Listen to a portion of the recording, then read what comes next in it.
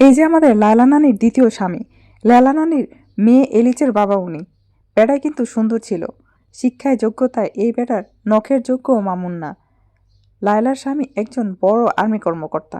শুনেছি লায়লার মেয়ে এলিচ হওয়ার পর তারা আস্তে আস্তে বুঝতে পারে এই মেয়েটা আর 5টা বাচ্চার মতো স্বাভাবিক নয়। তখন একে একে মেয়েটার দাদা দাদি সবাই মেয়েটার থেকে দূরে সরে যায়।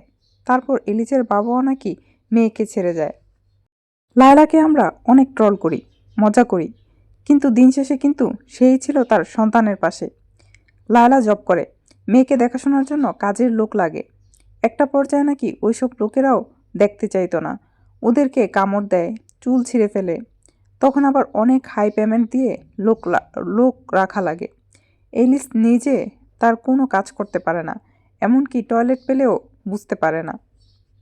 এত বছর ধরে সব কিছু লায়লা সহ্য করেছে, আর কেউ করেনি। আসলে লায়লাকে আমরা যতই খারাপ বললেন না কেন, মা হিসেবে কিন্তু সে 100তে 100। শেষ বয়সে এসে বাচ্চাদের নিয়ে থাকতো।